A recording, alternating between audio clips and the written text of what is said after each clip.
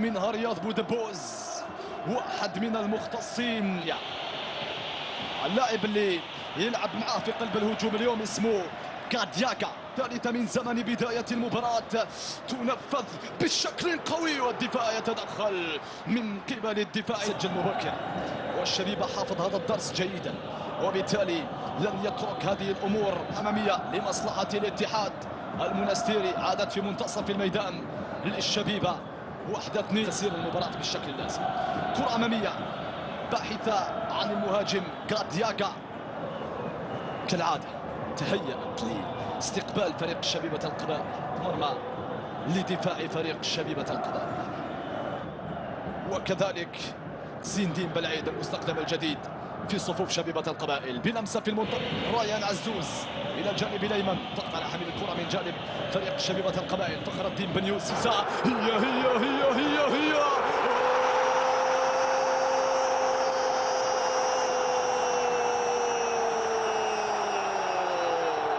فعلتها الشبيبة وافتتحت مجال التسجيل.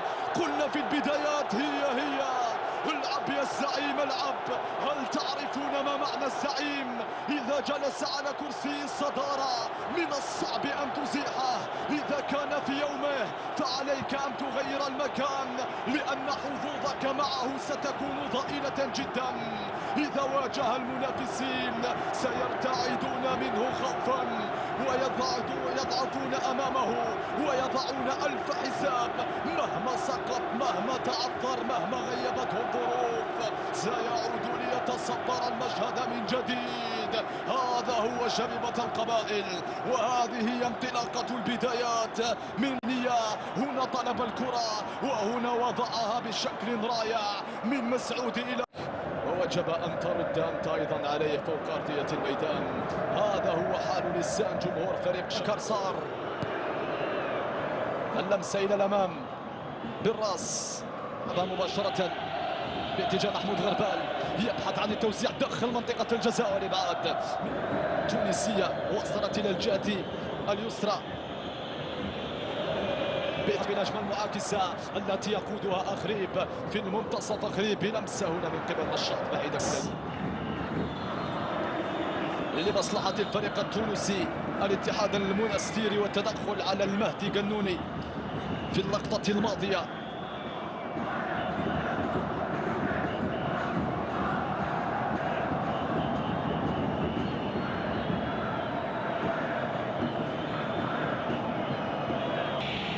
تترك وتنفذ بالشكل اللازم داخل منطقة الجزاء من قبل المهدي قنوني، وتحولت إلى ركلة مرمى لمصلحة عناصر فريق شبيبة القبائل.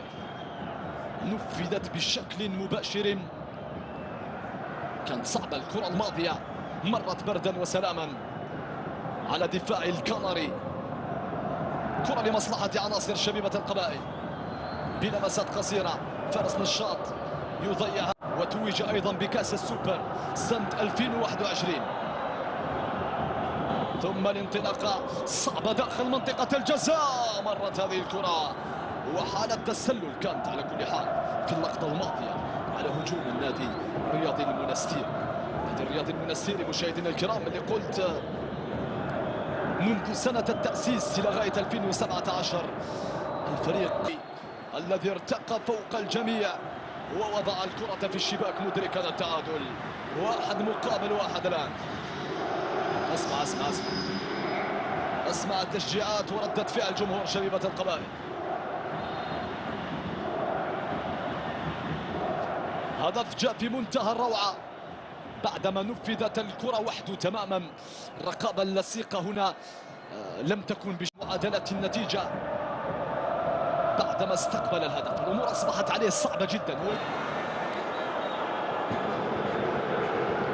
الذي أصيب على مستوى الرجل في لعب الكرة بالشكل الناسي. انطلق مسعود الخطير، تدخل قوي من أمام حكم المباراة.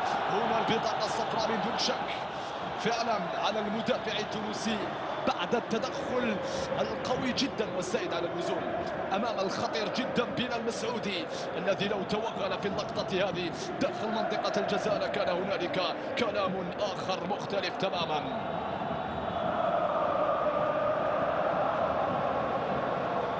مجبرين على السكوت.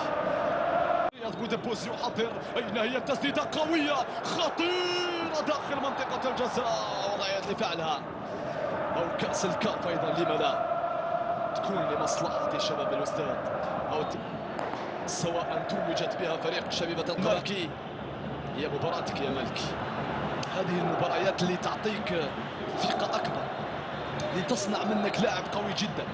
هذه المباريات بينما الفريق التونسي يستعد لإجراء تغييرا دفعة واحدة في هذه فوق أرضية الميدان. حديد مباشرة إلى بوجمعة، يقف على كرته بوجمعة. يا مالكي وصلت إلى النشاط، وزعها يا نشاط داخل منطقة الجزاء لبعد إلى ركنية جديدة لمصلحة فريق شبيبة القبائل. أصبح أكثر ضغطا، أصبح أكثر بحثا، أصبح أكثر تحركا منذ بداية الشوط الثاني. وفارس نشاط عامل مباراته أكثر من الجهة اليمنى خاصة هجوميا، وسع بهذا الشكل والدفاع كان رائع جدا عن طريق محمود الغربال.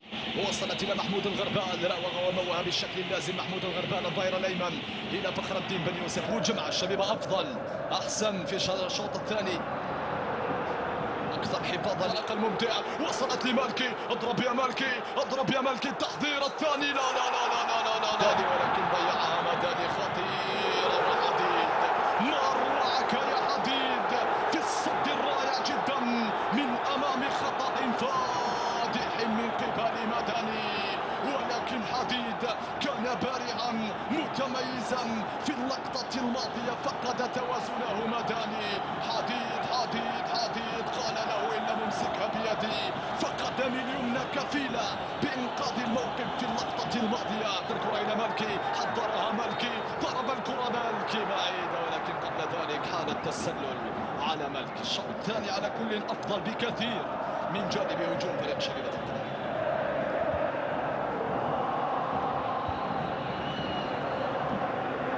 ليس هناك حالة تسلل على كل حال في اللقطة الماضية لمالكي. لحظة الخضراء والصفراء، والأجواء كذلك في الملاعب الجزائرية أيضا سيتعبه الانتظار حتما. الانطلاقة من بابكر صار في منتصف الميدان لمصلحة، لا زالت لمداني داخل منطقة الجزاء. إبعاد يأتي مداني يصارع ثم تتحول للتونسي، تنفذ على مستوى القائم الأول. وأيمن محيوس رائع جدا، لمسة وانطلاقة الآن لفائدة ريان عزوز، يحاول التوزيع ورائع جدا بابكر صار في التغطية الدفاعية والقراءة الجيدة، والإبعاد إلى رمي التماس.